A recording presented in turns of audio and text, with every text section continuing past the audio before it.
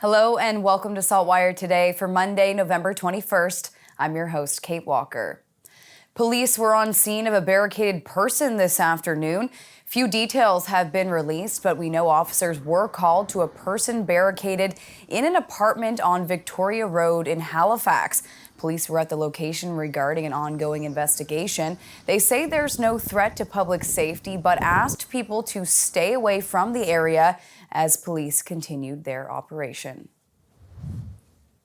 Halifax Fire spent the morning putting out a fire on Cornwallis Street.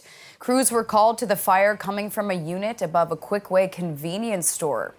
When the crews arrived, there was nothing visible from the exterior. They went inside to the second floor, encountered heavy smoke and fire conditions. They knocked the fire down at that time, started ventilating and doing their primary searches. Chief Brad Connor says no person was harmed, but it's believed there may have been a cat that's now deceased.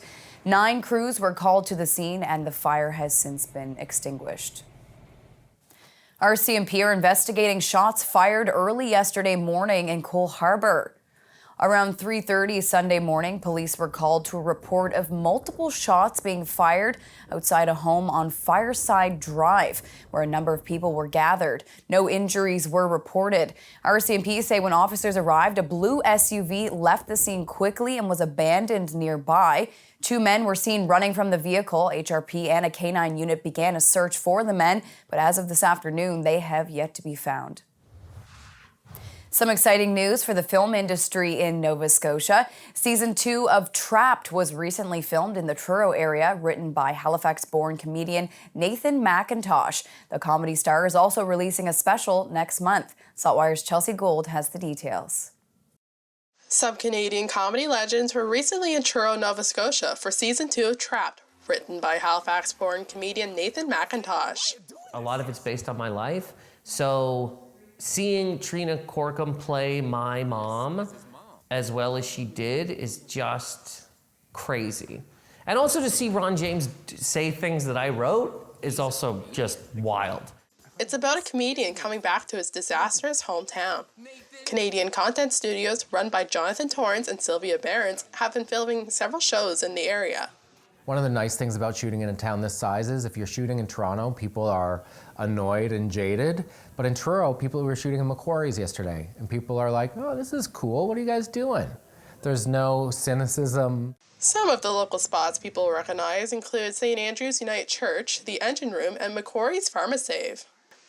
McIntosh is also soon releasing his Money Never Wakes special, filmed in New York's Gotham Comedy Club, reflecting on life growing up poor. Money was just sort of always a problem, like some sort of an issue.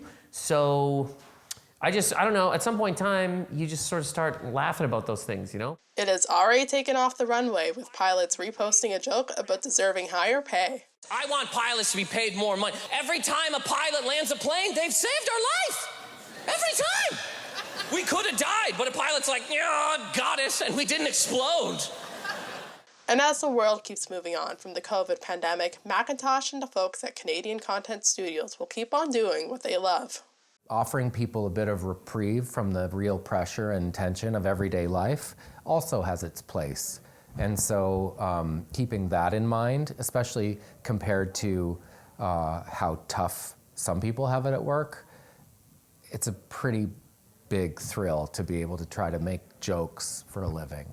I already have another comedy special that I'm working on right now, like material for that. I'd love to keep writing more of this show. Just do more of this stuff, more stuff that's, you know, fun. And then one day, you know what I mean, you become the mayor of Pugwash or whatever.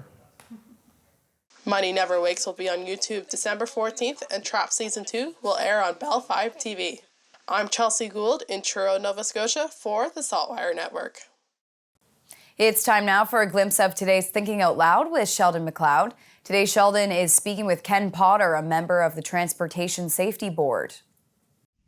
When it comes to marine safety, and I know it's an inherently dangerous occupation, that goes without saying, but I'm curious to your experience.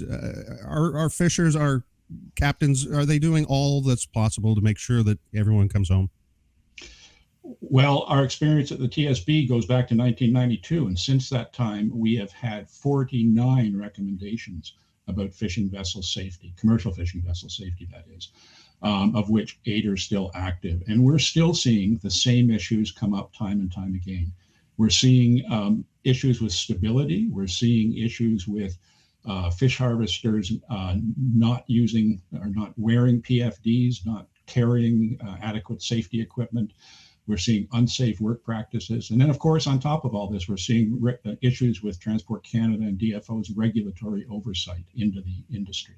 And for Sheldon's full conversation, head to the opinion section of saltwire.com.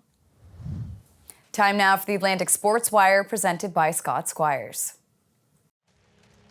Rockets will be an interprovincial battle yesterday in the Maritime Major Female Hockey League as the Moncton Rockets visited the RBC Centre in Dartmouth to take on the home side Action Benefits Penguins. Lauren Smith of the Penguins opened up the scoring at the 6:37 mark of the first period, deflecting in a point shot from Rachel Walsh. Not quite 2 minutes into the second period, Smith would strike again, a beautiful solo effort that ended up being the eventual game winner. With just 6:22 left in the second period, Sophie Grenier got the only goal for the Rockets, kind of a scrambly play from the side that somehow found its way into the Penguins' goal. The Penguins would add 3 more and would cruise to a 5-1 victory over the visitors from Moncton.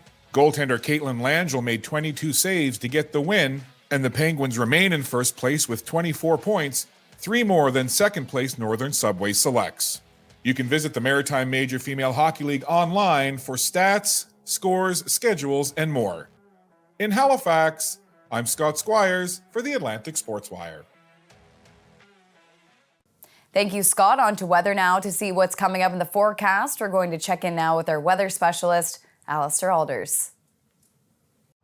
Thanks, Kate. Well, some early signs of winter certainly making its presence known. We had that wet snow late yesterday and last night, and then today, lots of sunshine, but it was chilly out here, and that wind making for a better wind chill. What does the week have in store? Well, this evening we'll have increasing cloudiness and another weak disturbance on the way. So we'll see patchy showers and some wet snow developing during the overnight hours. Winds will also pick up too. Now, the temperature this evening will be near -3, but we rise overnight to +4 by the time you're waking up on Tuesday morning, and we'll have those patchy showers in the morning tapering off, and then we'll clear to a mix of sun and cloud. 4 degrees the afternoon high, and we'll see mainly sunny skies tomorrow afternoon. Winds still strong tomorrow from the west, 30 to 50 kilometers per hour. We could see a similar setup very early on Wednesday, another weak disturbance moving through, so maybe some patchy showers or flurries early on Wednesday.